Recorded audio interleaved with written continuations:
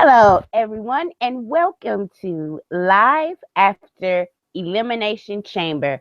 And this is the Ladies' Night edition. I am joined, as usual, by 14 Fitzpatrick.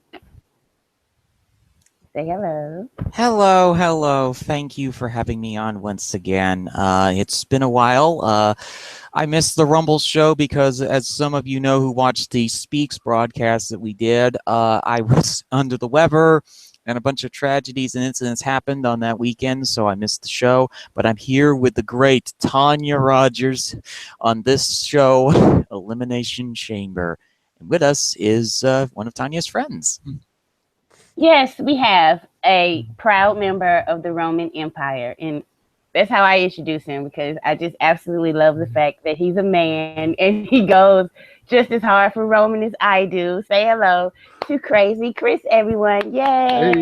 Hey, good to be back, guys. Had a great time the last time we were on here after TLC, and glad to be back again for Elimination Chamber. Another fun show that I'm looking forward to talking about with you fine folks. All right, let's get right into it. Now, usually I just start with the matches, but I really wanted to talk about Carmella on the pre-show. Did you guys catch that? Yeah, and I really wish I hadn't. Now see, some people liked it, but like I didn't think her being there the whole time was really necessary. You know, just bring her in to do her little bit. Like, yeah, I didn't think it was necessary for her to be there like the whole time and acting disinterested. You know, I know a lot of people liked it. What did you think about that, Fizzy? Did you see it or did you just catch the match? I caught most of the match, and I did catch a little bit of the Carmella segment, but I generally liked what they did with Carmella tonight with James Ellsworth, just continuing to set up that group, and, how Carmella wants to climb the mountaintop is what I interpreted from that segment, which she looks over it with disdain at these 3 different women's matches, and, I love the segment at the end where just Aylesworth tells Dasha to go away. That was funny. Okay, so yeah, I think they're probably I think she's gonna somehow get involved in one of those angles. I don't know how like this relates. I know they're just like trying to continue to build the dynamic between her and Ellsworth. So, I mean, results may vary, but I thought it was all right. I just thought like it went a little bit too long during the pre-show. So let's get into the first match, the pre-show match, which saw Kurt Hawkins take on Mojo Rawley. Chris, what did you catch this match and what were your thoughts? I did catch the match, and I mean, it served its purpose here. I mean, they're clearly trying to give Mojo a little bit of a singles push while Zack Ryder is out with his injury, and this was a good way to go about it. I mean, I sort of feel bad for Kurt Hawkins because of the people who were brought back to the company following the brand split. He has been given the most insignificant role, basically, but I mean, he's doing what he needs to do, which is to put over the younger talent, and that's what he did here. I mean, I was honestly expecting it to be a 2-minute squash match, and they went longer with that. They gave Mojo a chance to get his shtick in, and also still have time to also play a babyface role rather than just be the hot tag. And I think he acquitted himself well. So hopefully they will continue with this and give him maybe some more high-profile matches as well. And like I said, it served its purpose. It was a fairly good match for the pre-show. I mean, what role would continue, Tanya? No, I was just gonna ask you, what did you think? Go ahead. I thought that the match was good, serviceable, and Kurt Hawkins wore pants, which was a major plus for those of us in the Things and Stuff organization against tights. But I honestly thought this was a good match. I was going to ask Chris, what role do you want to see Kurt Hawkins in?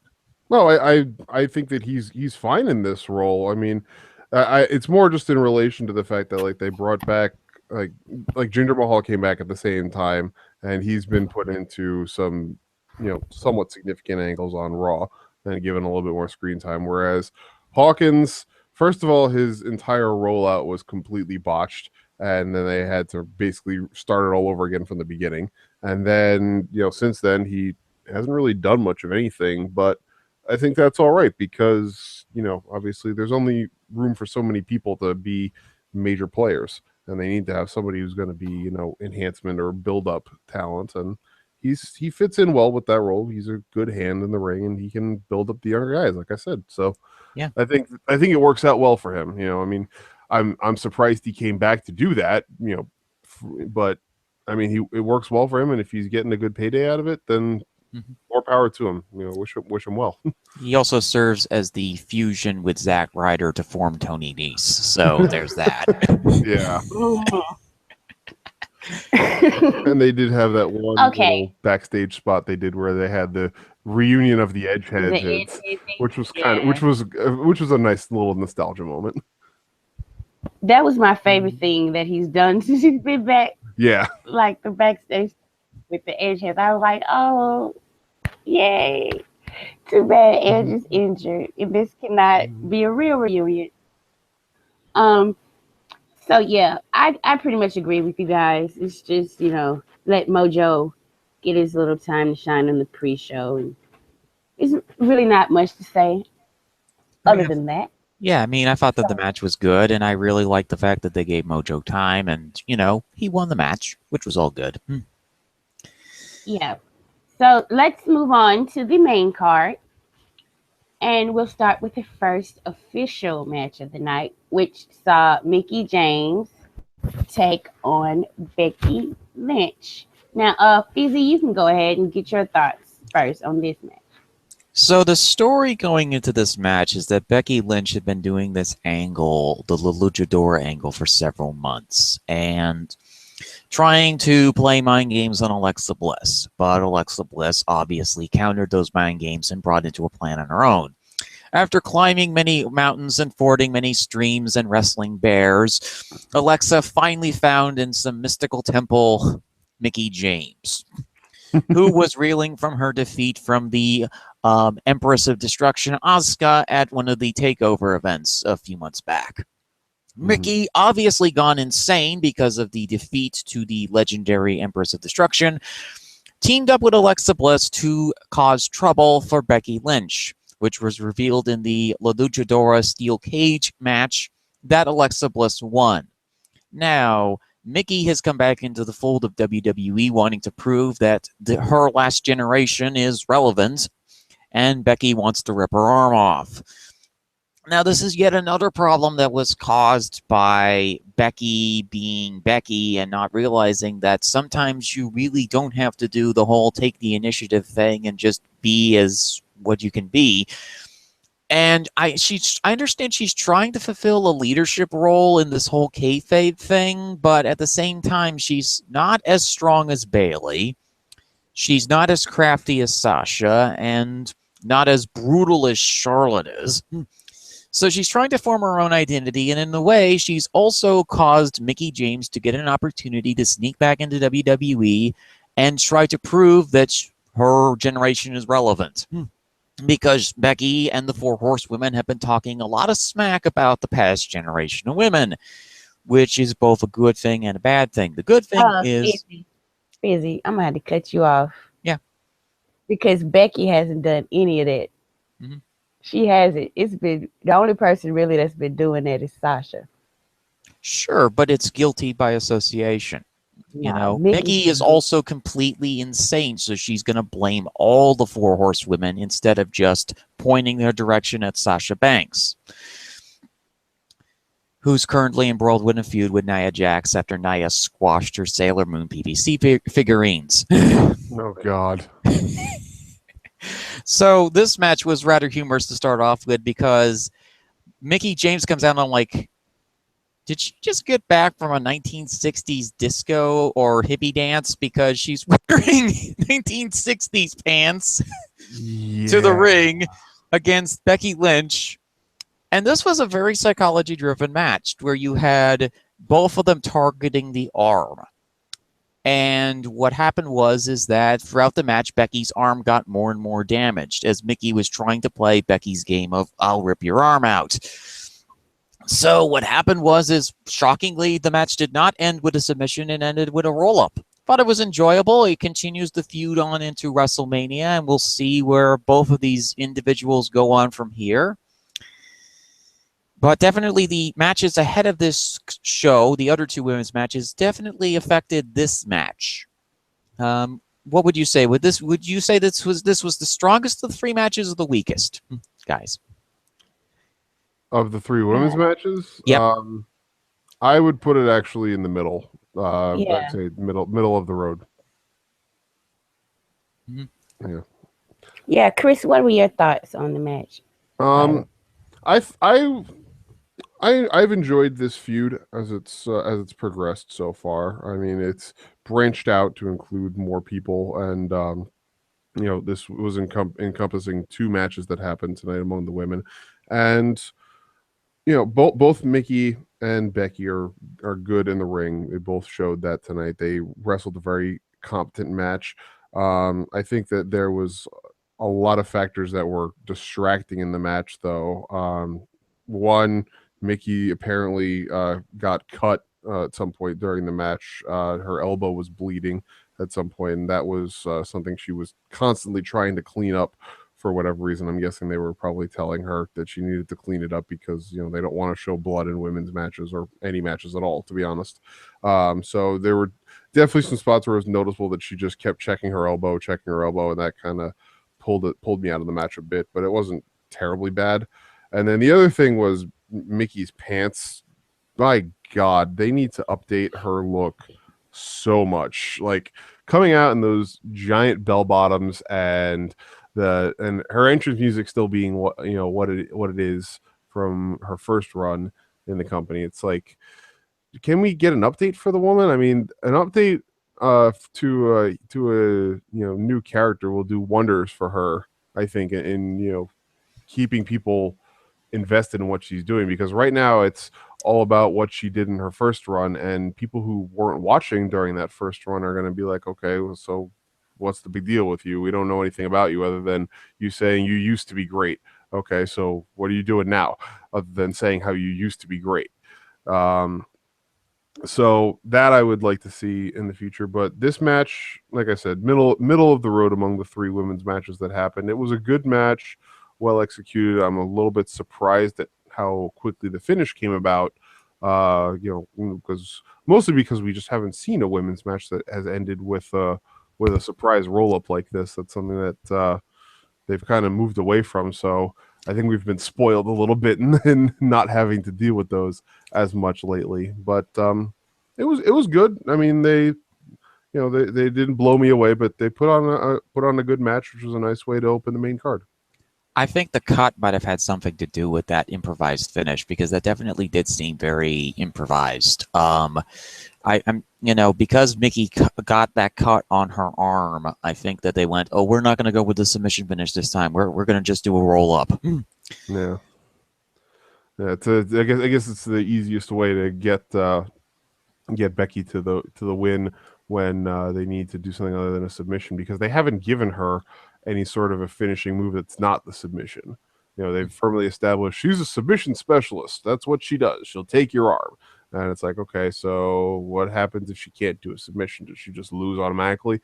So I think that going forward, they should probably develop some sort of a backup contingency plan for that. But like I said, not a bad match. Not a bad match. The finish was surprising, but definitely competent for what it was. Yeah, it was a solid opener. Mm-hmm. Yeah, I didn't think the finish was improvised. I think that's how the finish was, because they didn't really want Mickie James tapping out.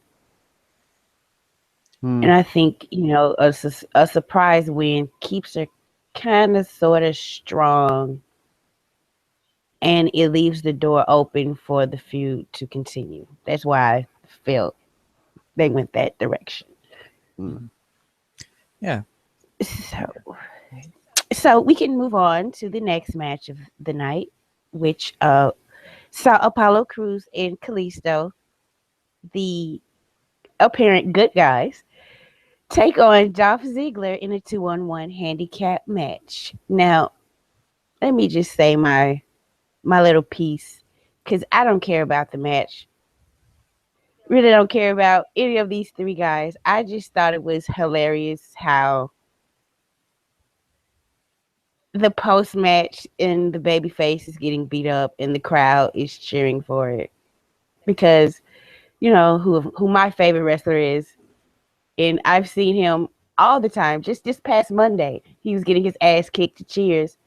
So when I see it happen to somebody else, I find it hilarious. It's not just a Roman Reigns problem. People, it's not. So Chris, what did you think about this match? I mean, I was not happy with this. This was probably the low point of the night for me. I like Apollo Crews a lot. I've really been a big fan of his, even since before when he was in Dragon Gate as Wuhan Nation. He's always been a guy that I've enjoyed watching, and I really am not happy with the way that he's been completely fouled up during the course of his whole run with WWE. It's just been really poorly executed development of a character, if you can even call it development of a character, because he doesn't really have anything at this point. Yeah, he legit has no character. Yeah, I mean, I thought that they were going to do something during this feud, but they haven't given him anything. There's been no mic time, nothing. So like, there's just been more of the same.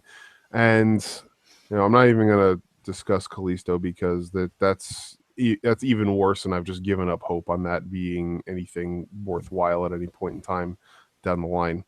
But for them to start the match off with a pre-match beatdown and turn it into a singles match, I guess that was a smart way to keep the baby faces looking like baby faces rather than just having it be a complete squash on Ziggler, which wouldn't have been remotely interesting. But what they gave us really wasn't much better. I mean, Apollo didn't really look all that impressive because he was getting beaten down by Ziggler for a good portion of the match and had to rely on an injured Kalisto coming back to make the save for him, which that's another Roman Reigns problem where the guy who is a physical god specimen should not be getting beaten down by scrawny freaking Dolph Ziggler, but here we are. So it's I mean, the good guys won, nobody cared, and then the heel beat down the good guys, and it was injuring one of them, and the crowd was cheering for it. Tasteless and classless move by the crowd, Las Vegas. You get docked major points for that. Phoenix.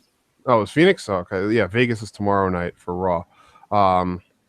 Either way, tasteless and classless, major points docked from that crowd for that. But, even still, putting that aside, that's really not a way to continue this feud. I mean, this feud is dead in the water. There's nothing to this. There's no substance.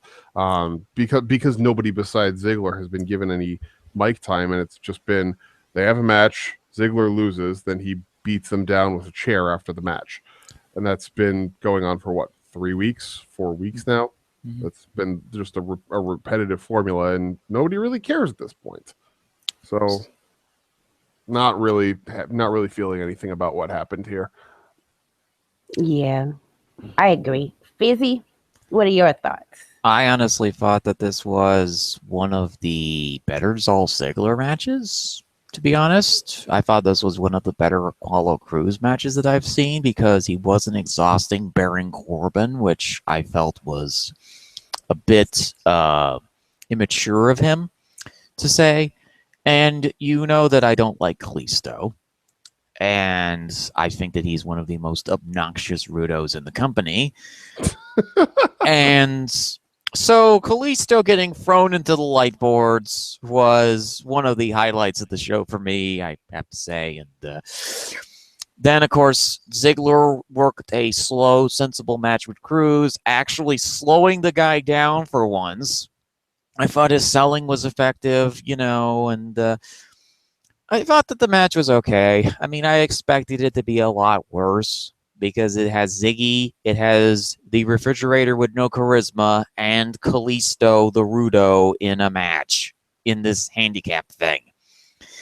So I expected worst, and I got something that was honestly serviceable. The post-match angle with Ziggler beating down Cruz was interesting, and seeing how they will continue the feud. I think that they're going to move a little bit away from Kalisto and move it to Ziggy versus Cruz, and if something happens, I think this will probably be like a mixed tag match at WrestleMania, and Ziggy's going to get a couple allies here, and we'll see where it goes from here. Because they got a lot of matches to fill on WrestleMania, and I think that that a 6-man tag is in the works. It's going to end up being like a 10-hour WrestleMania card. No, all 3 of them are going to be in the Andre. Oh, yeah. That's them. actually the more likely outcome because of the fact that they have so much other stuff to put on the card for Mania. Yeah. Unless they're deciding to abandon the Andre Memorial. I don't think they're abandoning Well, the Andre, but they have done a mixed tag matches before on the WrestleMania card. Yeah, but that's before they had a brand split, and now they have 2 women's belts. They have 2 main men's belts. They have 2 tag team belts. They have 2 mid-card belts. They have a cruiserweight belt. They're not Kalisto and Dolph Ziggler and Apollo Crews are not getting their own match at WrestleMania. I guarantee you, they're not going to get their own match at WrestleMania. Okay, moving on to the next match, which I enjoyed more than the general consensus, apparently. It was Nikki Bella versus Natalya. Now, some people are like, well, this was a blood feud. No, I get that, but Natalya's a technical wrestler. She's going to, if she's in control of the match, she's going to be doing technical stuff. That's just what I expect of her. So, Chris, what did you think of this match? Well, if you recall back on the TLC show, we talked a lot about how the main event of TLC was ruined by the ending of the match. Yeah. And that, I think, is what happened here as well. I was enjoying this match. I thought that it was gonna, continue in nice fashion. And Nikki and Natalya were playing the roles nicely, and then we ended a double count out. And I'm just saying to myself, what? Why? What are we doing? Why is this continuing? Why are we ending a double count out? This does nothing for anybody. This ruins everything that you've done up to this point. It's a classic example for me of WWE pushing something that is going well to a point where now it's going on for too long. Like this should have been the deciding match, because I feel like this has been going on for what, a month and a half now, like 6 weeks, just about. Since about right around TLC was when they made the big reveal that Natalya was the one that attacked Nikki before the Survivor Series match. And so this has been going on for about 6 weeks. They've had some good shoot fights, backstage, around the arena, preventing matches from starting, things like that. They've done well with that, and it's been a good build. But this should have been a logical end point, and instead they're saying, nope, we're gonna keep it going. But I don't see what for. I don't see, like, unless unless the problem is because of the fact that there's so much time between now and WrestleMania, they think they need to drag things out to kill time until they can start building their WrestleMania feuds, which is, I think, the only logical explanation for that. If we're going to get what's rumored for WrestleMania for Nikki Bella, then I guess that would be one logical reason why they're dragging it out. But I was expecting a definitive finish here. I would have liked to see a definitive finish here, because this isn't quite on the level of Sheamus and Cesaro best of seven ending in referee stoppage because of medical reasons, but this was still pretty bad. So good match, poor ending. What were your thoughts, Fizzy? This match was really, really good. I didn't have any issue with the ending. And the thing I would want to complain about isn't exactly the match itself, but the fact that people say, oh, this is just a rehash of the Carmella Nikki feud. This is a very different feud from Carmella and Nikki. Carmella is a wrestler who was trying to prove herself against the Queen of Strong Style by defeating her because Nikki got a bigger pop in her hometown than Carmella did. The Nikki-Natalya feud is different. Natalya is the last of the Hart Dynasty still wrestling today.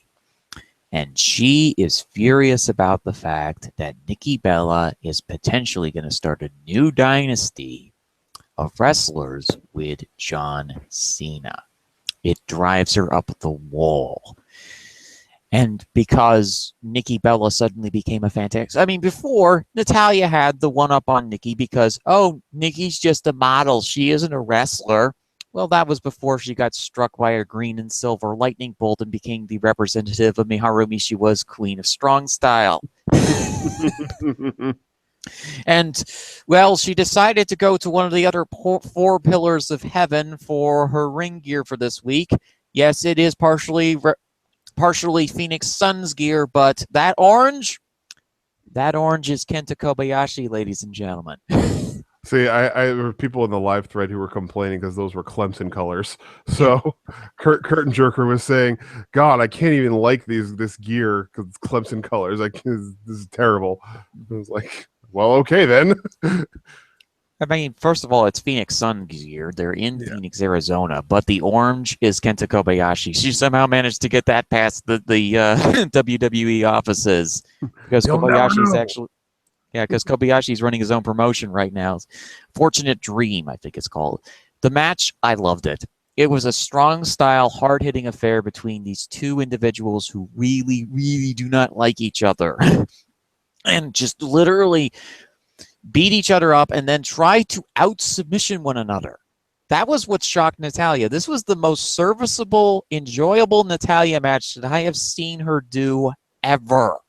And it was Nikki Bella, of all people, that managed to get Natalya to this point. I know people are going to say, oh, well, Natalya's a fantastic wrestler. She hasn't had any really good matches. She's had serviceable matches, but this was one where she took advantage of her skill set. She's good at taunting.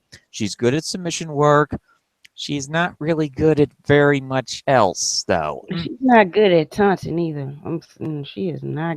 No, yeah, she's not good at playing a heel, but she is the worst taunter ever. It's funny though because I remember back in the Divas period when people would say Natalya was the best wrestler of the division, and it's like, well, that wasn't, back then that was like a great thing, but now it's like, well, it really actually wasn't saying very much compared to what it could have been. Yeah, because she was like any girl who had any kind of skills was kind of sort of trained by her. And she had actually wrestled, and they didn't let the other women wrestle. So, yeah, by default, she was the best wrestler. So they weren't lying. It was just like the field and look at how they were trained and how much time they actually got to wrestle.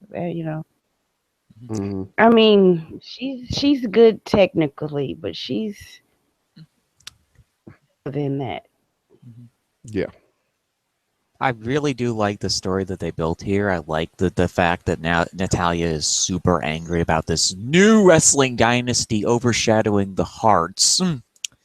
And the fact that Nikki has become somehow a better wrestler than she is. Like that authoritarian Bella hammer that she hit on Natalya. And Natalya does the best sell of that move out of anybody. Yeah. I was so glad to see her come back. I think Natalya was the first person Nikki did it on, if I can recall correctly. Either her or Brie was the first one. Oh yeah, it was Brie when she turned on. But still, Natalya's she does have the best sell of those elbows. And we might have a new player being dragged into the field because they had a backstage brawl after this match, and Maurice got dumped full of makeup. Yeah, if that's how they develop a WrestleMania feud, I'm gonna be less than impressed. I hope that that's not like the origination of it. I hope that something happens between Cena and Miz instead. But Maurice is very petty. yes, Maurice is very petty, and I feel like that's what they're gonna do. And That's how it started. Sure. But at the same time, we get to see Maurice unload some sweet forearm shots because she's been doing MMA training. oh boy. I'm excited for it. Hopefully her MMA training is better than Shane's MMA training. Definitely this match is going to be Natalya and Nikki. We somehow settled on a SmackDown. We can agree on that, right? Yeah. Sure. Yeah, pretty soon. More than likely. I mean, considering the fact that Natalya has been basically working on one good leg for about 2 years, it's good that we see Natalya in this good light, because I don't think that Natalya is going to last much longer. People have been saying that for at least 3 years about Natalya. Oh, she's going to retire soon. Yeah, a lot of it happens to come around based on the fact that Tyson Kidd is no longer being featured anywhere by the company, and it's like he's basically been quietly like shunted into the annals of history at this point. Like JBL mentioned his name on the pay-per-view, and I was like, whoa, that's out of nowhere, shocking. Right. I think he's unofficially retired at this point, from what the news reports are saying. Yeah. I mean, my thoughts on the Tyson Kidd situation, it was a freak accident that happened with Samoa Joe, and that's the reason why all of this started coming up, is because Joe and Rollins went at it, and Rollins tweaked his knee. It was another accident. And the fact that Tyson Kidd had been wrestling since 1995 has never really been taken into consideration. That guy had about 20 years worth of neck bumps on his neck. It was going to go eventually. Yeah. His ACL injury a few years back should have been a warning sign that his body was starting to break down. But like a lot of Canadian wrestlers, they just keep going at it because it's what they want to do.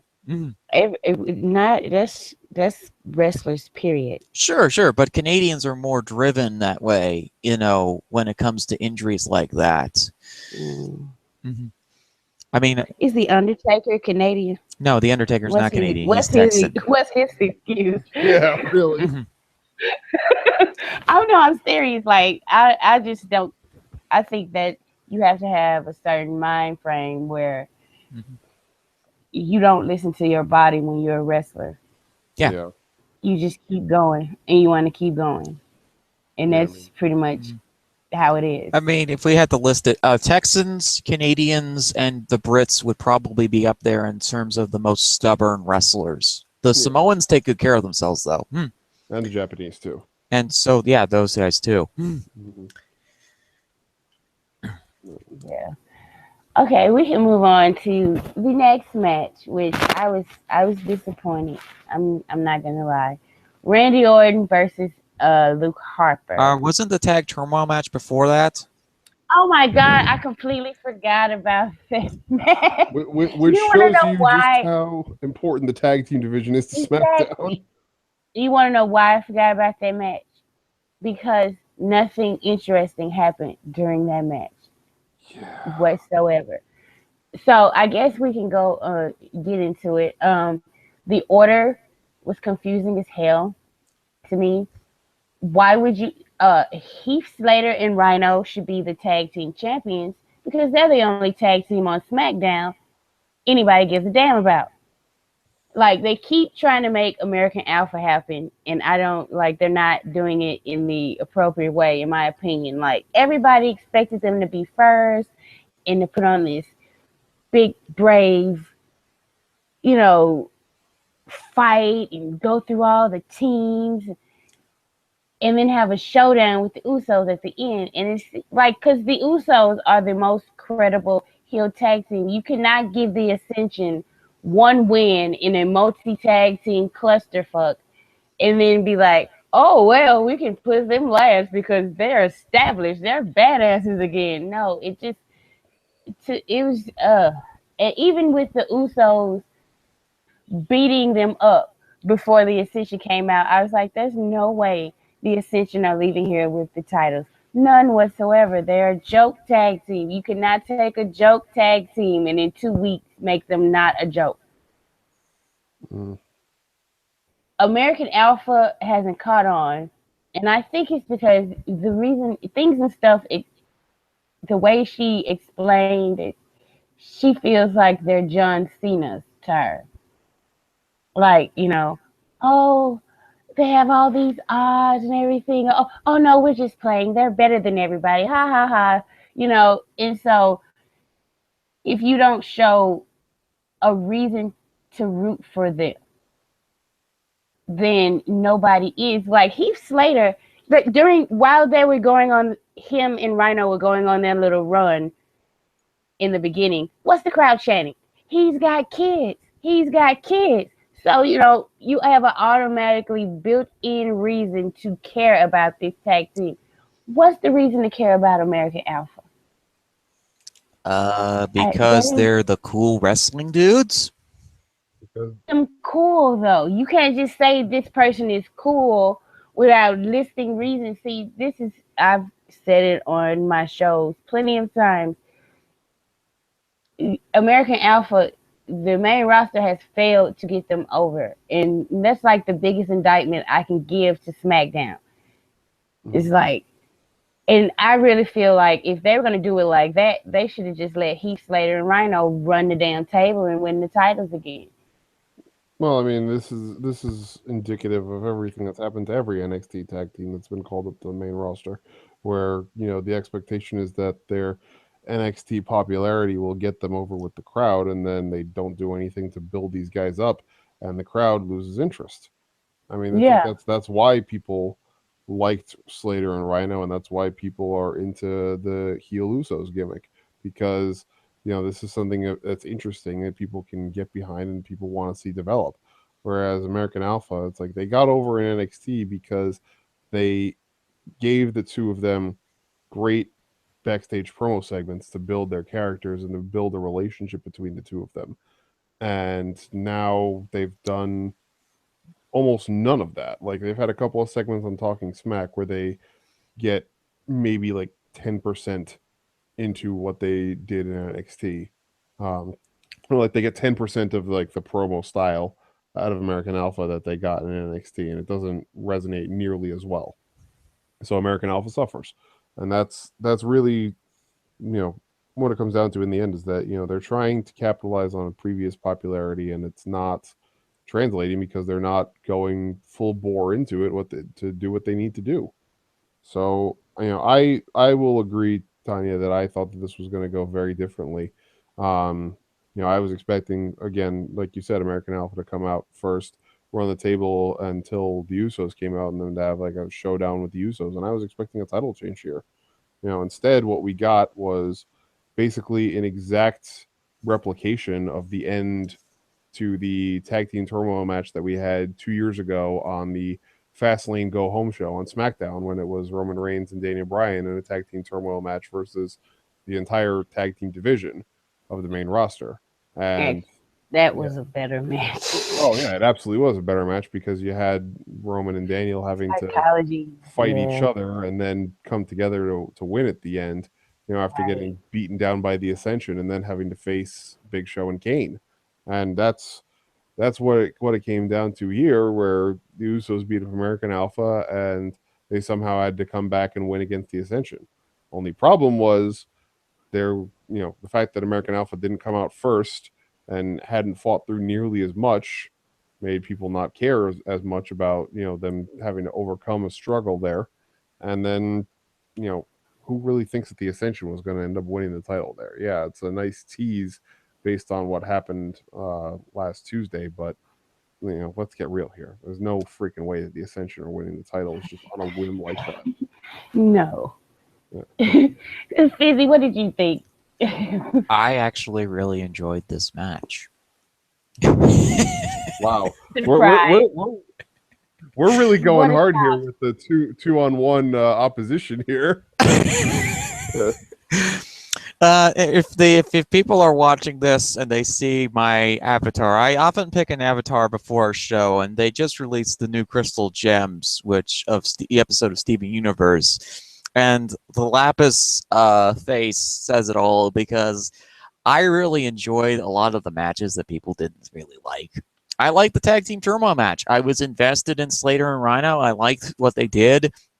They really kept them strong throughout the match because originally we thought that there was going to be a breakup angle between these two, and instead they kept them together because they're still over, shockingly enough. And then you have them facing against the various different teams. First you had Breeze Dango, which I'm not really feeling it with those two. You know. Then you have the Vaudevillains, which is Fing's favorite team, and they didn't get geeked out this time. They actually had a decent run in they this. lasted more than 30 seconds. Who got pinned? Did Simon Gosh didn't get pinned, did he? No, English got pinned after a smash hit. So maybe it's over. Maybe it's over for him. Mhm. You know, getting that treatment. Hopefully. Keep your fingers crossed. And then a couple of convenience store clerks from the wrong side of town entered the match and beat up. They are Samoan badasses, okay? Yes. The Samoan Destroyers destroyed Slater and Rhino, and then they beat up on American Alpha, which I'm starting to warm up to Alpha. Honestly, you know, I don't like Olympians. You know, I don't like the Kurt Angle type Olympians, but I'm starting to warm up to Gable and Jordan. And they had a really good match right there in the middle with the Usos and Alpha, which ended with the Usos losing, but then they beat up Alpha, which I thought was a really good beatdown. And then we had the Ascension. And contrary to what you guys said, I actually did think that the Ascension might win this match. Just to make everyone's head explode because of the fact the Ascension were going into WrestleMania as the tag team champions. No way. Sure. But I liked the comeback that Gable and Jordan did of the match. While it was executed weirdly, as Chris said, I enjoyed it for what it was. I had no expectations going into this tag team turmoil match that it was going to be good, but it turned out to be a pretty good match. For me, at least.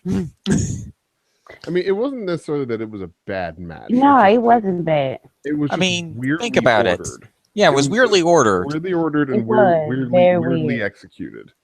But that was my concern. Yeah, did the Ascension botch? Surprisingly, not. Like Vaudevillains botch. No, thankfully. I will give the Ascension some credit here. You know, initially I was not really feeling the whole we're gonna put on corpse paint and look like reject black metal musicians, but they're owning it right now. And like, I mean, that mask that Connor came out with, I'm not okay with that one. But everything else about their new look, I'm actually getting behind that. It's a lot more menacing and less goofy than what they were coming out with when they first debuted. So, They were knockoff Road Warriors, and not the good kind. Not like Demolition. Yeah. I thought that they were a knockoff of the Powers of Pain. Not to be confused with the Authors of Pain. Yeah. No, he's talking about the power. You're talking about Ron Simmons, and who else was in there? No, that was Doom. That was Ron Simmons and Butch Reed was Doom. Okay. The Powers of Pain were the stable with the Warlord and the Barbarian as a tag team. Oh, see, I don't like neither one of those guys, so that's probably why I did not remember that. Yeah, most people don't really remember Warlord except for that Royal Rumble elimination. So, oh God, I did not like the Warlord, like at all. It's a hell of a reference, though, Fizzy. I'll give you that. I know, right? So, where do you see the tag team division going? Because, in my opinion, I think they should just put the belts back on Slater and Rhino.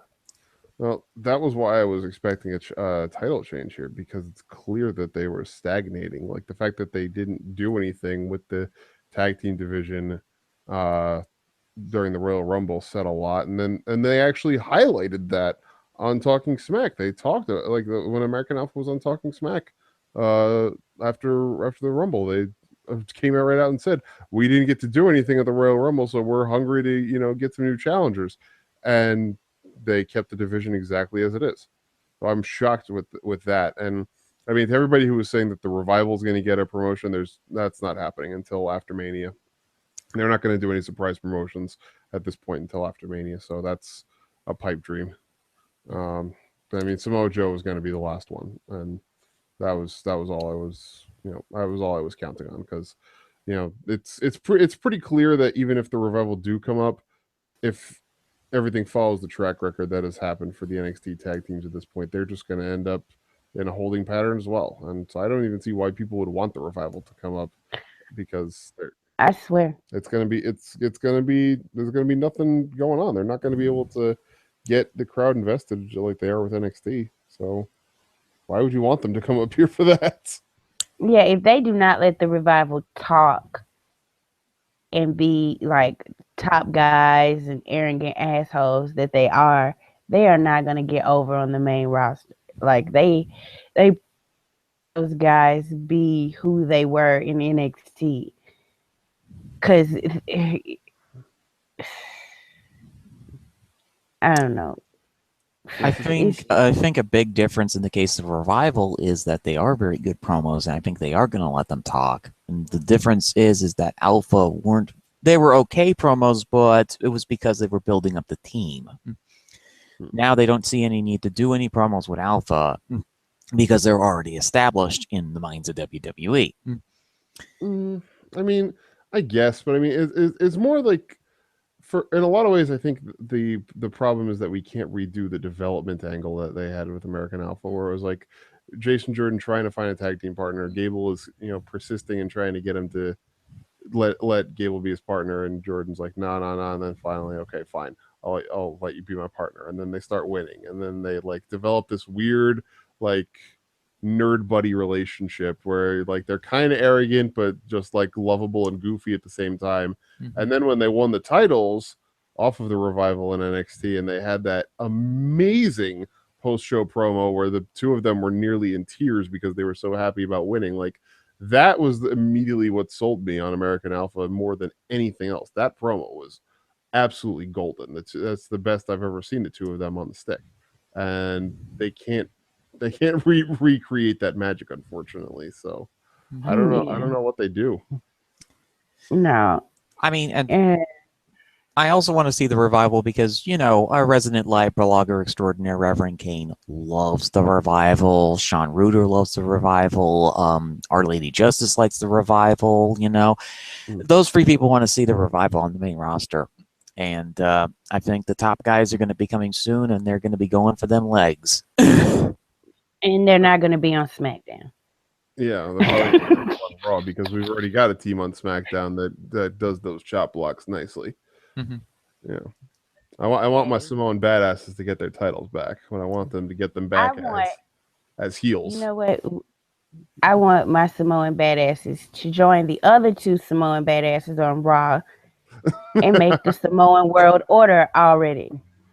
We were talking about this one day in the Daily about Roman, the Usos, Joe, and then they get the Gorillas of Destiny in from NJPW and just have the Samoan NWO, but they actually are effective at just taking everybody out. That would be awesome. With Samoa Joe is like the evil mastermind. He's like, I came here too late. Yeah. Years to get here, and now that I'm here, I'm destroying everybody, and I'm going to use them to do it. Yep. Oh my God, I would love that so much. Okay, now we can move on to Randy Orton versus Luke Harper, which was my disappointing moment, because I had talked myself into Luke Harper winning, but I should have known better. Fizzy, what did you think of this match? I enjoyed this match. Like a lot of the matches that have come out of the Wyatt family angle, the last several pay-per-views, I've talked about how enjoyable these matches are. This was a classic Southern-style brawl that fits right into Randy Orton's MO. He loves Southern-style wrestling, and you could tell he was really getting a kick out of this match. Luke Harper has been a wonderful surprise for SmackDown. He's always been a good performer, but SmackDown has really highlighted a lot of his strengths. He's good at promos. He's good at being the psychotic Western New York hillbilly. And I should know I live in the backwoods of Western New York myself, so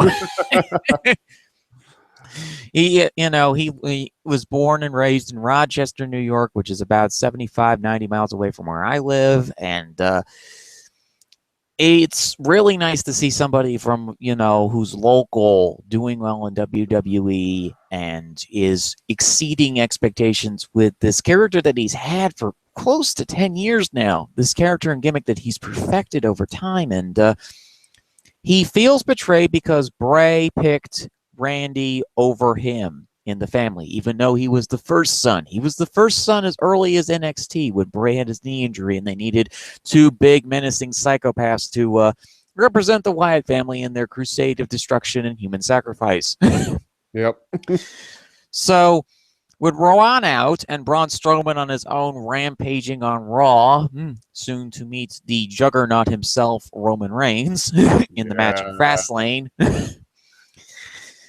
And now Bray has a choice. Either he goes with the guy that has failed him constantly over the last several years, or he goes with this new guy who has willingly wanted to join the family after weeks of psychological manipulation, Randy Orton.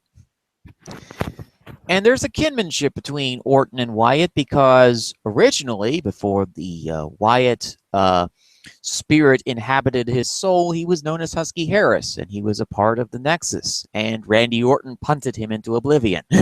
Yeah. So the spirit inside of Bray that took over the army tank with a Ferrari engine is very thankful for Randy Orton because it provides his existence. We'll talk a little bit more about Bray when we get to the Chamber, but this match was fantastic between Harper and Orton. Hard-hitting, nice psychology affair with... let me think here. Harper got crashed into David Otunga, which I'm sure popped Tonya, given her expressive dislike of Mr. Otunga.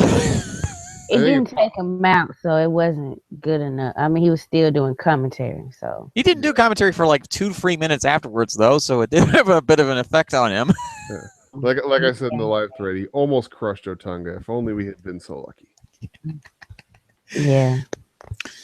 So this was a fun match. Guys, what did you think of it? I loved this. I loved everything about this. In my heart, I wanted Harper to win, but my brain was like, that Orton's not losing before the pay-per-view before WrestleMania after he just won the Royal Rumble. So I had to listen to common sense in that regard. But man, Luke Harper looked like $1 million in this match, and I've been waiting for this. I mean, this is one of the best, if not the best, big men in the company. And he can move in that ring and do things that a guy of his size should not be able to do. Like that big boot that he hit on Orton, and then the super kicks and the tope suicida and everything that he did that was like something you'd expect out of a guy like Ziggler or Miz's size, and he just does so seamlessly. It's awesome. And the fact that he was across from a guy who's almost as tall as him and can take moves like that and make them look even more impressive, because Orton sold like hell for Harper in this match. That was just it was a great brawl, and it really made Harper look as good as he needed to look. I mean, you can tell they've got big plans in mind for him, and I'm just in my head thinking to myself, finally, because he had that 1 month run with the IC title back in 2014, and it did nothing for him, and then just went shuffled right back into the Wyatt family after Rowan's first injury. Mm-hmm. Then he got hurt himself with the ACL issue. Yeah, and then Rowan out again. So now we're back to the the father of the prodigal son, and suddenly Orton shows up. This whole feud has been my favorite angle in all of WWE right now. It's honestly like one of the most well-written things that I've ever seen. and it actually provides a logical reason for separating the Wyatt family. Like the last time they did it, when it was during that time when Harper had his IC title run, it was just Wyatt set Rowan and Harper free. No other explanation whatsoever, and suddenly Wyatt is feuding with Dean Ambrose, and we're all just like, "What? What? Oh, okay, whatever." At least this time now we have a reason, and it's also a reason that allows us to be invested in it, and gives us a reason to care about these characters.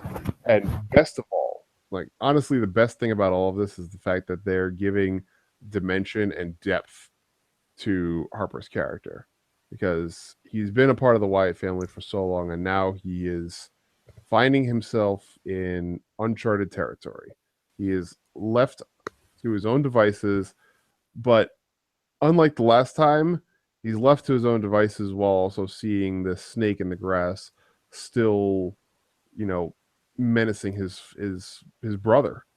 And I'm really interested to see where this goes, whether this results in Harper being out on his own forever, or whether this is Harper saving Bray from Randy, in the end, down the line. Regardless of where this goes, like this story is making Luke Harper's career in WWE right now, and I really hope they give him something of significance to do, because he's earned it. His ring work is superb. His promo work, like that promo he gave on Tuesday, was chilling. That was amazing, and he can talk. That guy can talk and should talk more often. And he's been so underutilized, and I think this is finally the time when they're going to give him the recognition and the run that he deserves. I'm just praying that this is what's going to happen. So Yeah, I am. You know what? This is why I wanted him to win, because he could have said, because honestly, Randy Orton's heat wasn't going anywhere if he lost. And it also would have made Harper a little bit more legitimate, and would have gave him an excuse to get into the title match at WrestleMania. And now it just kind of seems definitive, like Randy beat him. So, move on, Like, I don't know. I would say I'm disappointed. I wanted him to win. Like, I wish he was as popular as Daniel Bryan was, so that like more fans could like revolt and be like, we're gonna hijack shows till Luke Harper gets put in the title match of Mania. Seriously. I mean, he's already made with you guys. That's important. like that was a thing I want him in the title match at WrestleMania. Like that was a thing that I commented on this in the live thread, that the match started off slow and everybody was still cheering for Randy. By the end of the match, when they were doing their striking exchange, people were booing for Randy and cheering for Harper, and I was like, that right there, that is the moment. They've made it for him. They've made him in that moment, because they've successfully put him up against a guy who has been one of the like top personalities of WWE of the past 15 years, and they have people booing that guy and cheering for Harper. That is huge. That's a huge stepping stone. Maybe it's not where we want him to be personally, but that's a huge step up from where he was. That's for sure. Yeah. I mean, if he can keep his ACL together and he can keep himself injury free, I think that Harper will have a good shot. I hope so. I mean, I know that I hope for you guys, because you guys are really big fans of Harper. I'm a big fan of Harper. I really enjoyed. He has the best super kick in the company, which I call sweet banjo music. It's better than Shawn Michaels did. Mm-hmm. Damn straight. Mm-hmm. So, what was the next match after this one, Tonya? Oh, you forget the next match. No. I was pointing this out to you because I know how big of a fan you are of this particular wrestler. Yes, indeed. The next match on the card was the SmackDown Women's Championship. We saw the champion defend against Naomi, Alexa Bliss, And let me just say that this match and the match with Becky Lynch and Mickey James, to me, proved that Becky Lynch and Alexa Bliss, their chemistry just wasn't.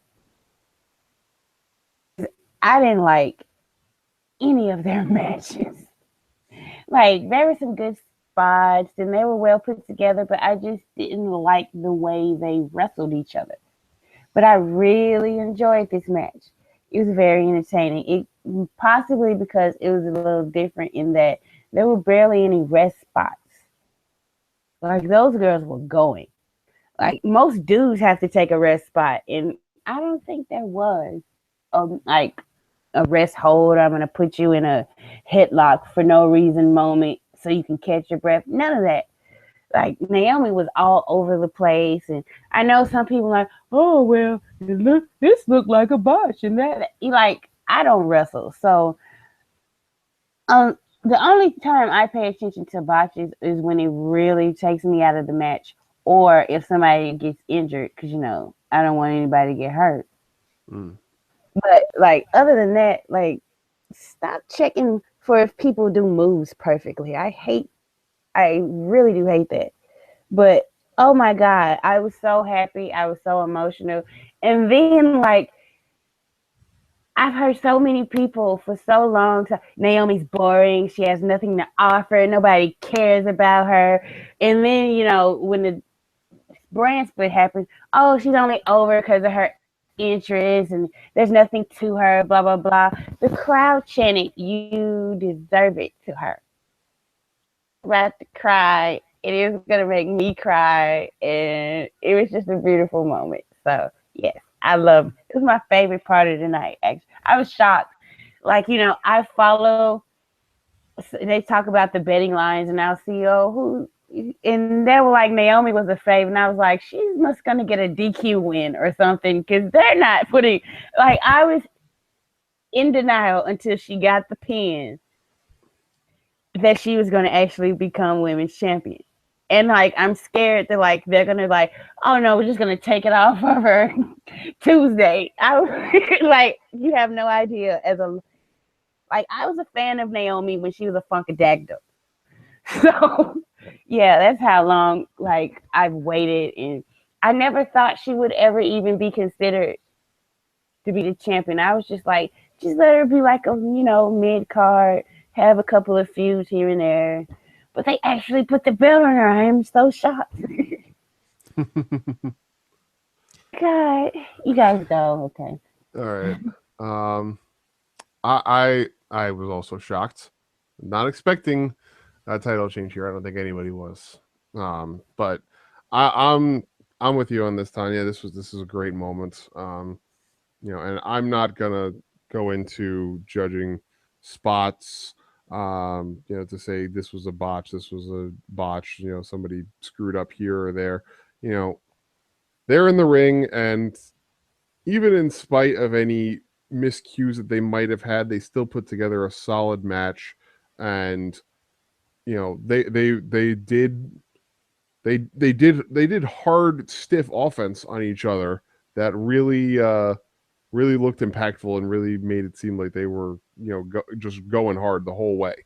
And I really liked it.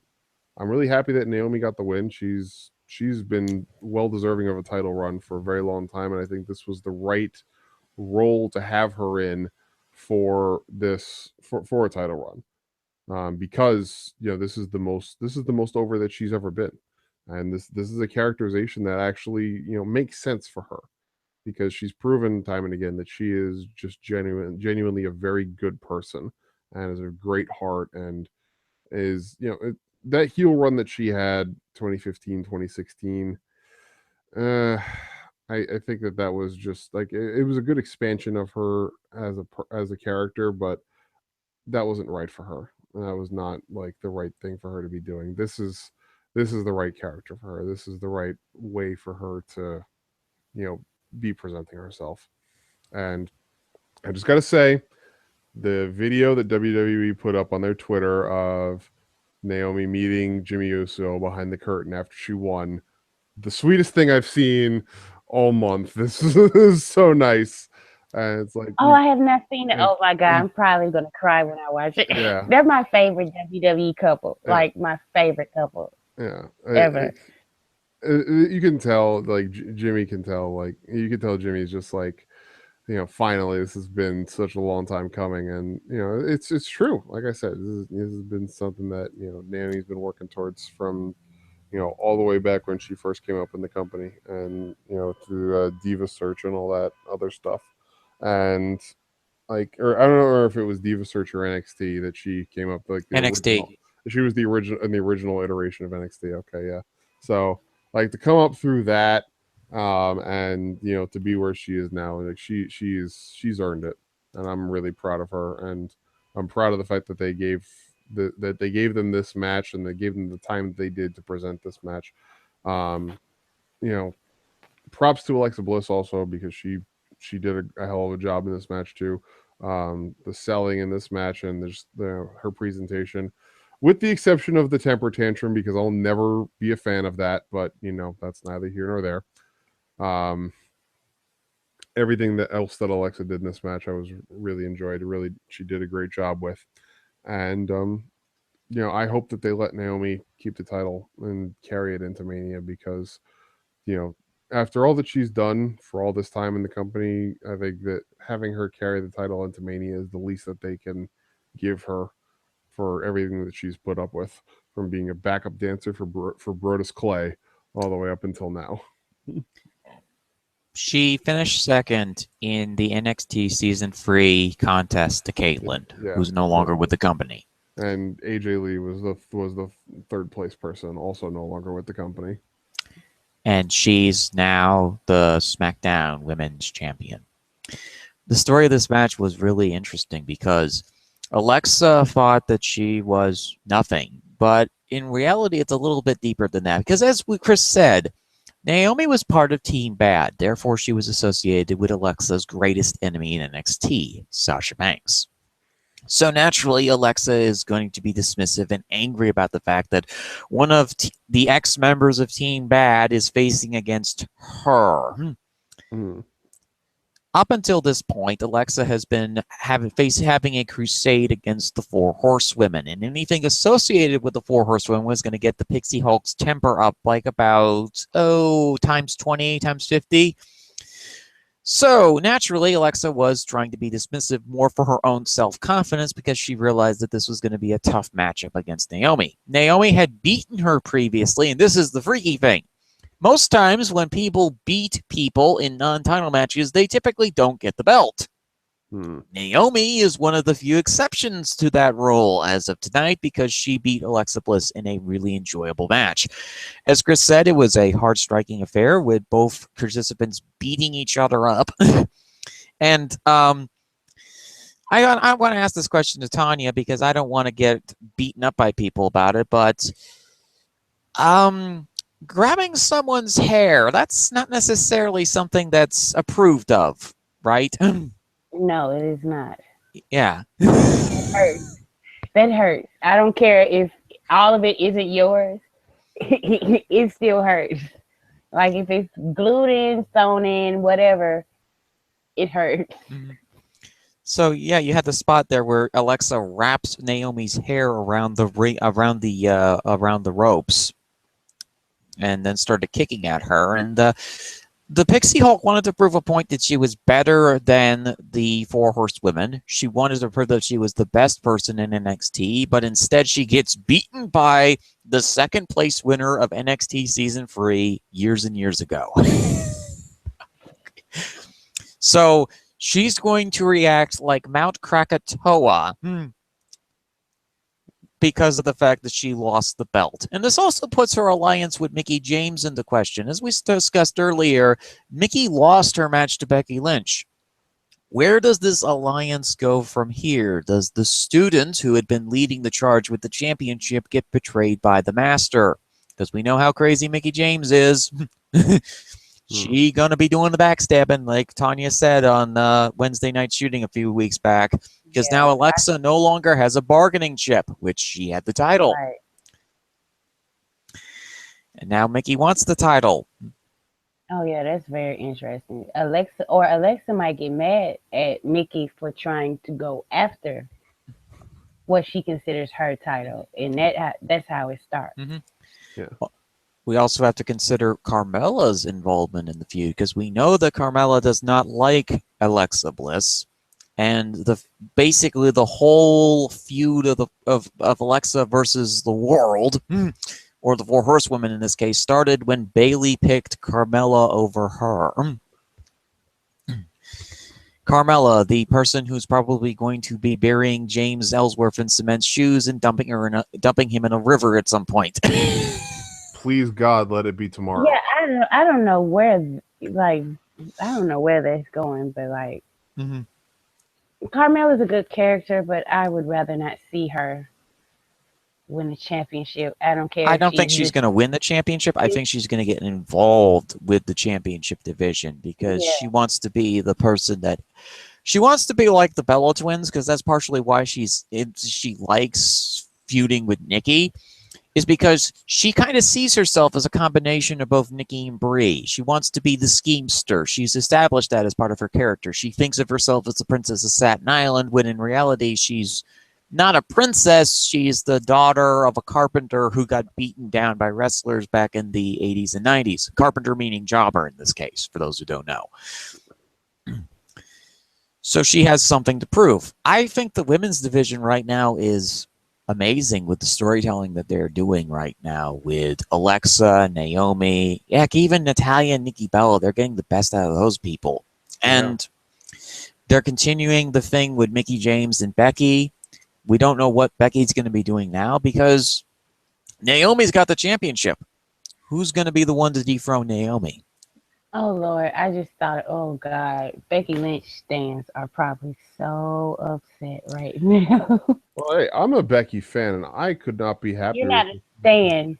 No, I'm not a stan. That's for sure. Yeah, but the nice thing, like, I was checking Twitter before we came on, and Naomi's retweeting all the people wishing congratulations to her, and Becky did a tweet, and she put that hashtag glow fire in her tweet, and Naomi responded with glow fire also. So I think that they might keep some sort of alliance going temporarily between the two of them, because Becky's established herself as a true blue babyface, and I think that she is gonna probably, if and when Alexa comes to get the title back and brings Mickie with her, Becky is not gonna let Naomi stand alone.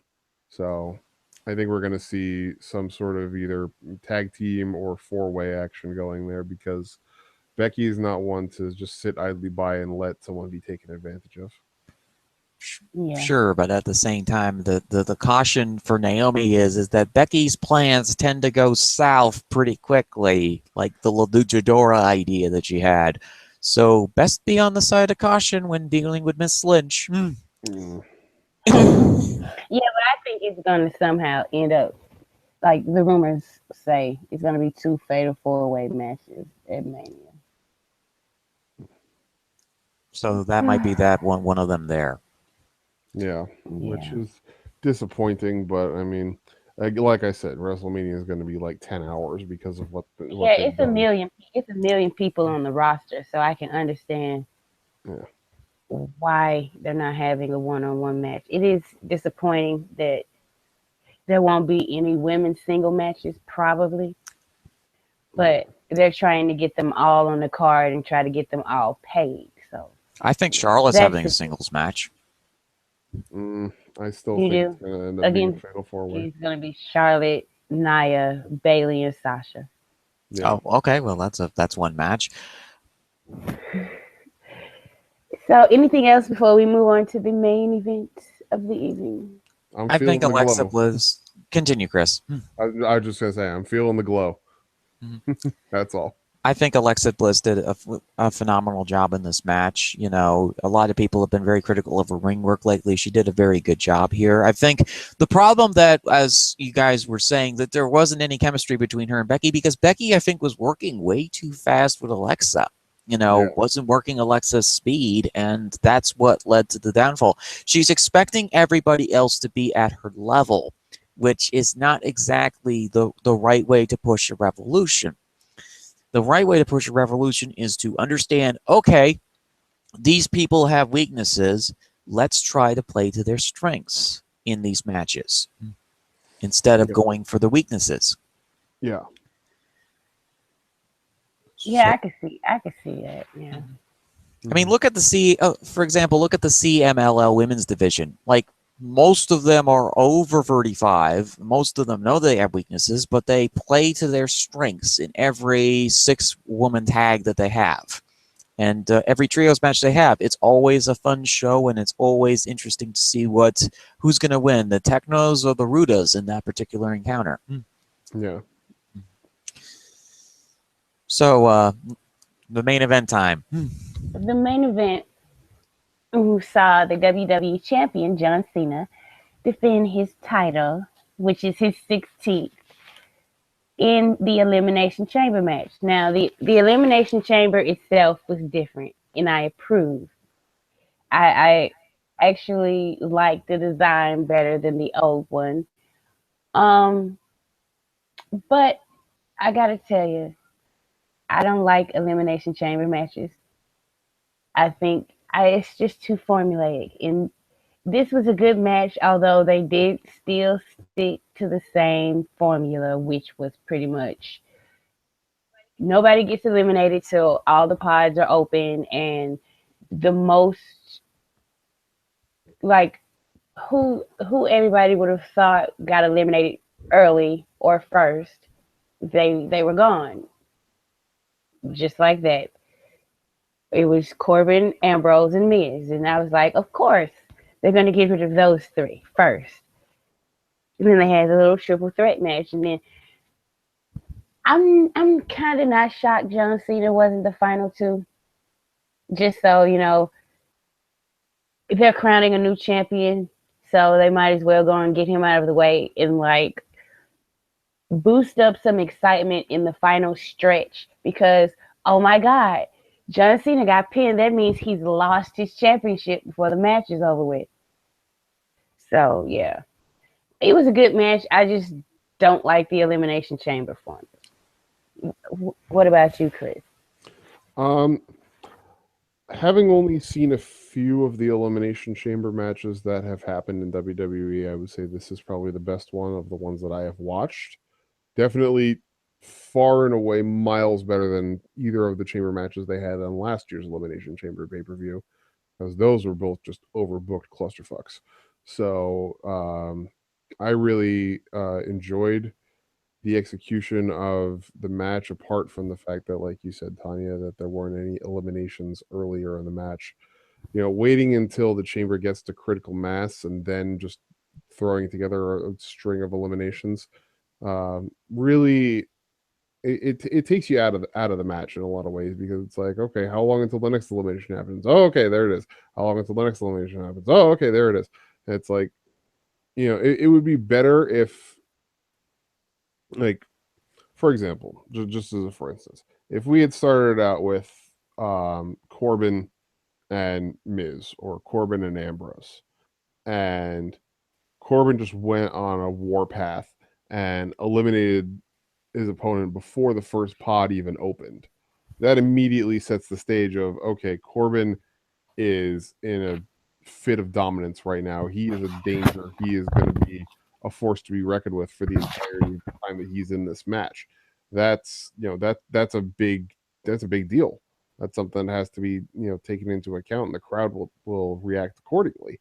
Whereas if you just have everybody still in the match, and 3 people are taking breaks on the outside while 2 people are going at it in the ring, it's like, well, okay, I have to wait for somebody else to get up and wake up from their nap. And there are certain performers, cough cough, Roman Reigns, cough cough, who the crowd would have been chanting dumb stuff at if they were sitting on the outside, and that thankfully didn't happen here. But still, it's a flawed method for going about this match in my estimation. But credit to where credit's due, when they got down to that final 3 of Styles, Cena, and Wyatt, the 3 of them put on a hell of a show. And truly, once it got down to them, I didn't know, how they were gonna get to the finish, because there's any number of ways that they could have gone here. I mean, it's very clear that Styles and Cena are gonna be blood feuding until the end of days, but with Wyatt being the X factor that he is, there really wasn't a way to tell whether he would, set aside hostilities with John Cena enough to take out AJ Styles, or whether he would, forever be, opposed to John Cena and would team up with AJ Styles, who in some ways represents everything that Wyatt is against. Um, so the psychology and storytelling aspect between those three, I was really impressed with, and the finish was amazing. I really like the way that Wyatt and Styles work together, and I hope that they get a singles match against each other at some point in the future, because that would be quite a match. That would be a ton of fun to watch. And Bray Wyatt holding the WWE Championship is something if you had told me a year ago that he would be holding the title, I would have laughed in your face and told you you're stupid. Just don't even bother stating opinions again, because that'll never happen. Then now here he is, rebuilt after getting just wrecked in a feud by John Cena and wrecked in a feud by The Undertaker, completely rebuilt and revitalized, and now holding the top belt on SmackDown. I mean, it's quite a nice change. And it's nice to see some. This is the fourth guy to hold the top title since the brand split. We had Ambrose, who started it out, then Styles, and then Cena, and now Bray. And so SmackDown is telling a good, logical progression of their story with their top belt, and it's working out great so far, and I'm really looking forward to seeing where it goes.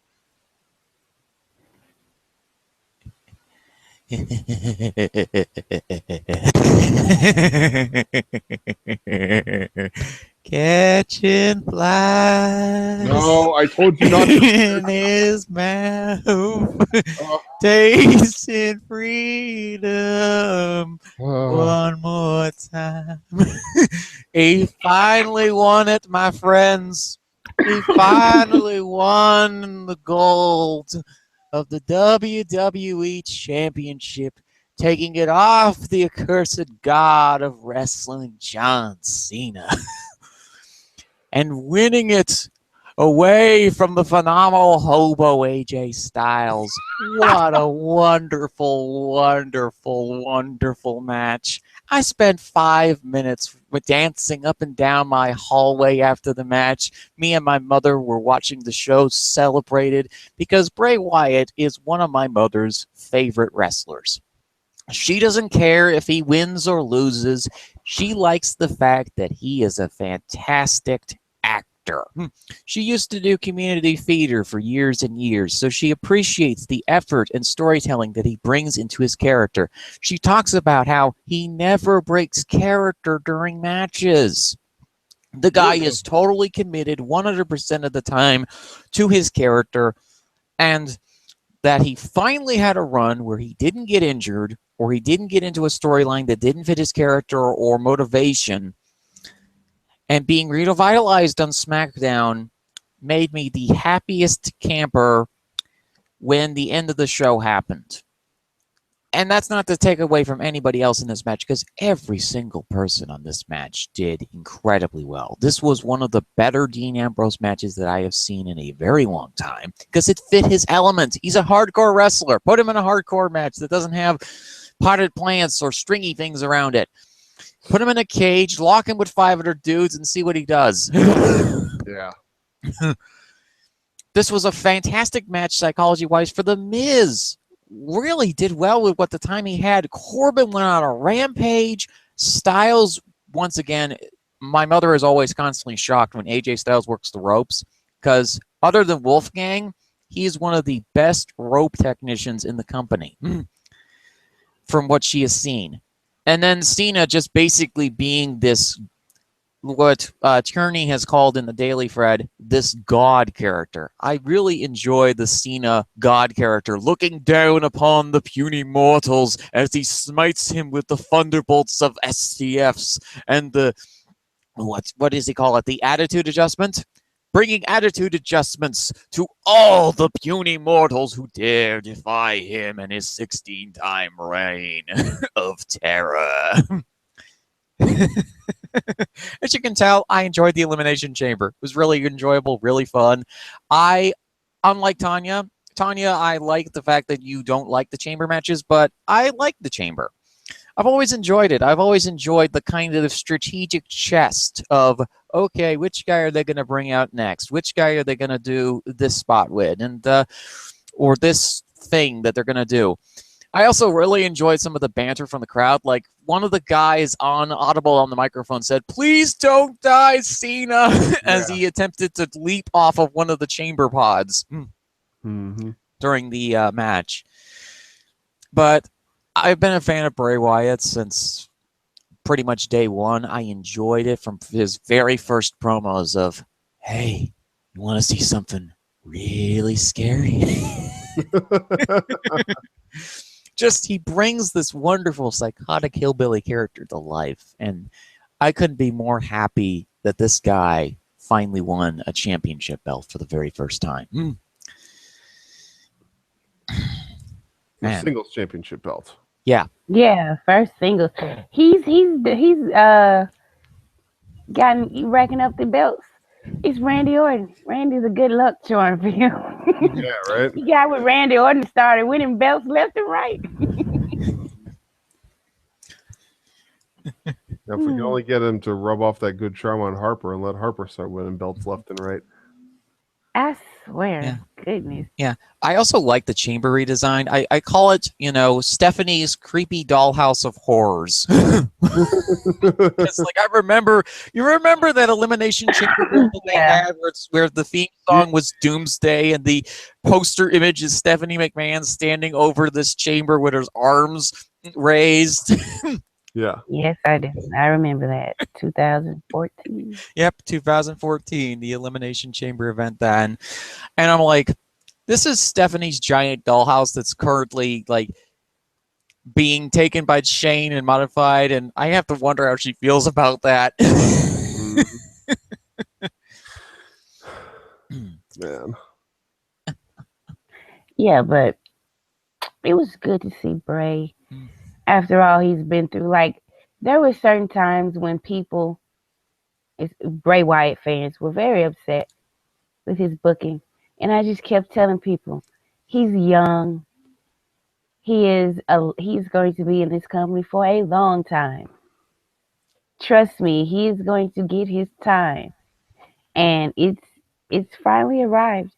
It looks like he's going to be going into WrestleMania as the freaking WWE World Heavyweight Champion. And if you had told me that right after he had his whole Wyatt versus the Titans, and the Titans beat them. Oh, God, that's a dark time. That was a year ago, almost a year ago. If you had told me, in a year, Bray Wyatt's going to be champion heading into WrestleMania, I would be like, stop lying. Stop lying to me. Oh my God. So yeah, I feel like it's like they can't put Randy Orton can't beat him. Come on now. That's not Randy has had plenty of championship reigns. He don't need more. Yeah. He's had the title 12 times. He doesn't need it anymore. Yeah, he's good. He's straight. Yeah. So this gets me all kinds of excited. I hope Bray Wyatt, I hope the power goes to his head. He's like, this is my show. He tries to hijack the show and all types of stuff. Seriously. I am the eater of worlds. Bow before me, subjects. There will be no show without your champion. Yeah. Oh, God. Cena's time is up. My time is now. Bring me the head of Shane McMahon. Oh God. Right. Daniel Bryan, I told you, Daniel. Look at me now. Oh my God, I cannot wait for his promo on Tuesday. Like, to open the show, right? Like, the show has to open with the lights dimmed and him and Randy already in the ring. Like, I followed the buzzards and I found the gold. Lord have You're mercy. not Prospector Gold either. Yeah, really. WWE Championship Gold.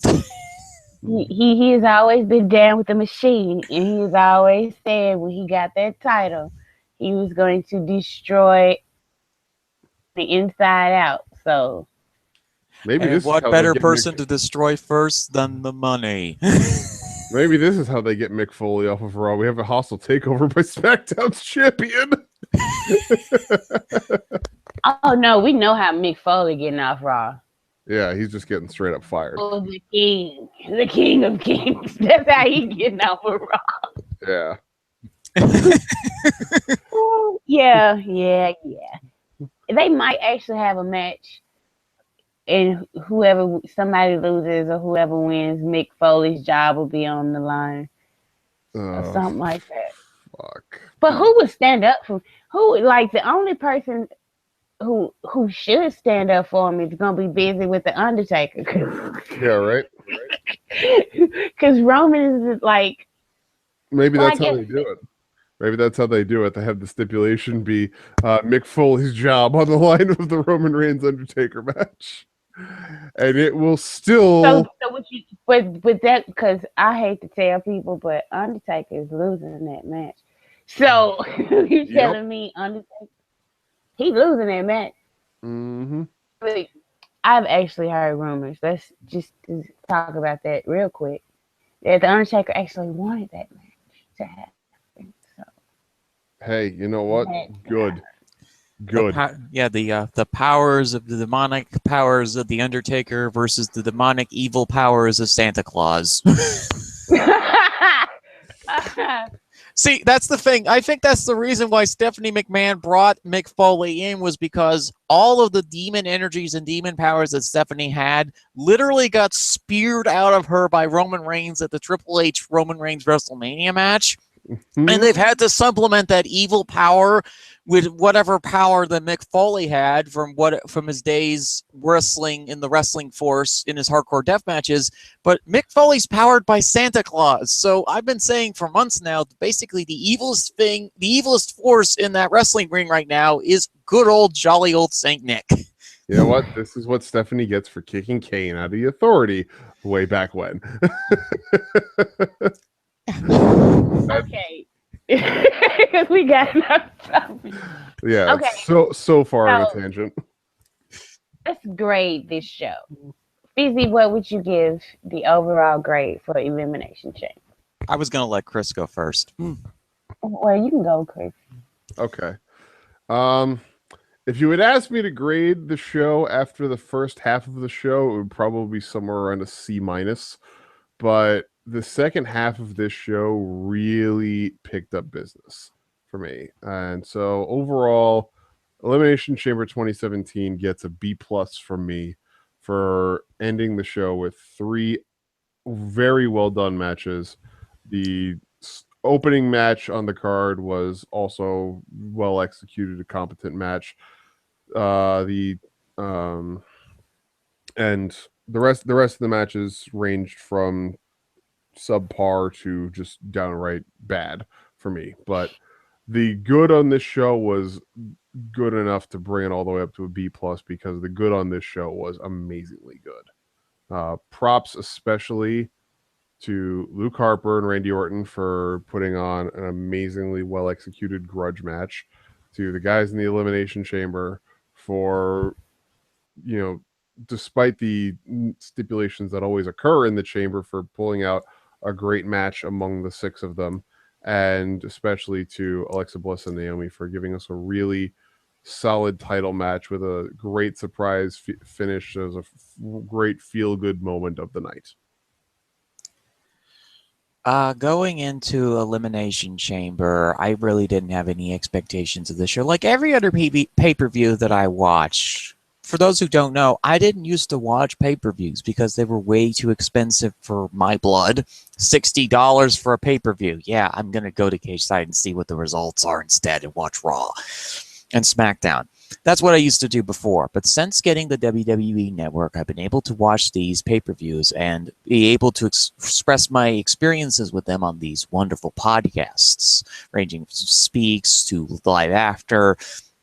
And Elimination Chamber was a really, really good show for me. I had no issues, really, particularly with any of the matches. And even Ziggy, Kalisto, and Cruz was serviceable for me because I expected it to be a lot worse, to be honest.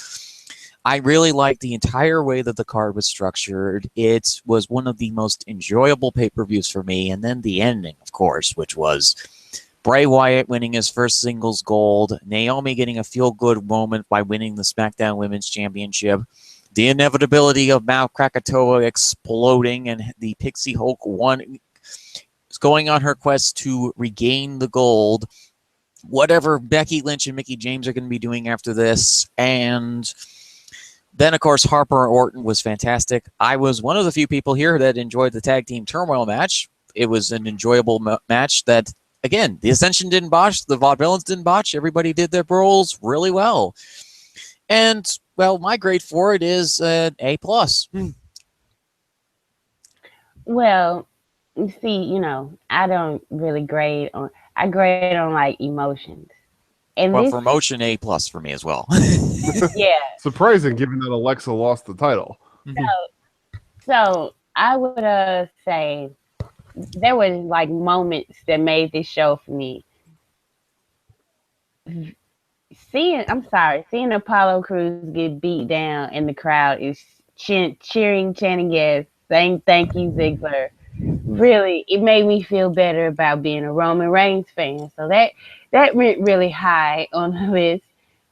The Miz was brilliant with like Baron Corbin's losing his goddamn mind, and he's just sitting there. He's like on the state. He stayed in his pod until Baron Corbin was safely out of the chamber. Like that was a moment that popped me. Of course, Naomi winning was a really big deal. There were 3 women's matches on this show, and they were all well done. And Bray Wyatt finally winning the WWE title. I'm gonna go with an A- for this show, just because there wasn't anything that upset me. Because I watch Raw brand pay-per-views, and there's at least one thing on a Raw brand pay-per-view that upsets me almost every single time. Does it happen to be named Enzo Amore? Sometimes it is. Lately, more often than not, yeah. Enzo or something to do with the women.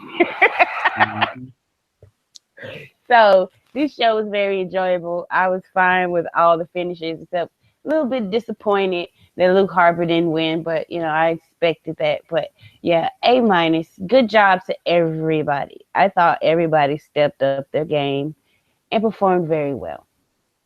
It's a very enjoyable show. Mm-hmm. Yep. Now watch on Wednesday. I talked to Andrew, and he's gonna be like, "I fucking hated this." Oh God. I love him though. I love him. We love you, Swift, even if you're a little bit of weird with your opinions sometimes. I like Swift. Haven't done a show with him since April. Since the NXT TakeOver Dallas show, he's always enjoyable to have on. we should get him in for Speaks at some point, or a Live After. Yeah, I'll try to ask him my show, because he had to review this show, which I'm looking forward to reading right after I get finished doing this show. So, are there any final thoughts? Why don't we let's go out on this. What do you think will be like the big angle leading to Mania? You think it's going to be Bray and Randy? You think they're going to jumpstart that, or they're going to kind of play coy because like they're facing each other? So I think they're going to play coy for a while. I think the bigger story is going to be, what is Bray going to do with that championship now that he has it? As we alluded to, the one person that is in the most dangerous position right now, we thought originally was a stable, the GM and the owner's position was stable at this point, but now with Bray Wyatt in the mix and AJ Styles getting more and more furious, let's see what happens between the dynamic between the old high school gym football teacher guy, Shane McMahon, and the deranged lawn gnome, Daniel Bryan. What's going to happen there when now Chaos is now reigning supreme over the WWE Championship? And what's going to happen at WrestleMania? It's actually making me excited for WrestleMania, a show I typically don't like because it's the celebrity show. Yeah, I'm interested to see where they go with Wyatt, but I am also interested to see if they continue to have Harper be involved to some degree or not. I mean, the storytelling among the three of them, as it really is among all three of them, has been just expertly done since Orton's heel turn at the end of last year, and I'm hoping that even if they do decide to push Harper into something else, that he continues to be written well, because I'd like to see more of this character that they've presented him as up to this point. But yeah, I mean, what they do with Wyatt with the title, that's going to be a big indicator as to what's going to happen at WrestleMania, because if they have Bray power tripping now and like trying to impose his crazy anarchist will upon the show as a whole, that'll be something I would be greatly invested in watching unfold. If they have him kind of lay low and just kind of watching things happen, I'll be very disappointed. I want to see Bray not resting on his laurels. I want to see something active and outside the box happening, because this is the perfect opportunity to do it. You know, Bray has never looked this good as good as he does now. In his entire time with the company, Bray has not looked as good as he does now. And this is the perfect time to really let him cut loose and do whatever the hell he wants.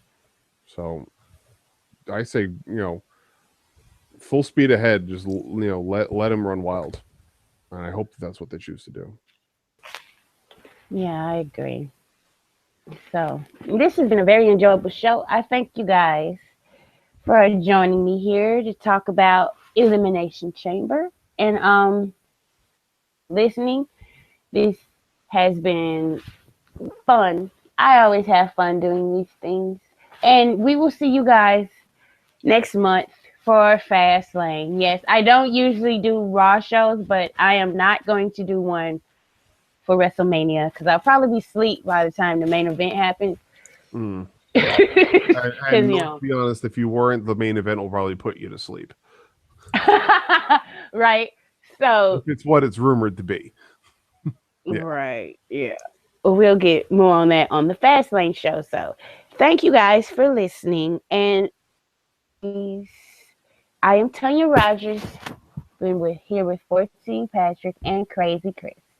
Thank you. See you later. Bye-bye. Bye. Bye.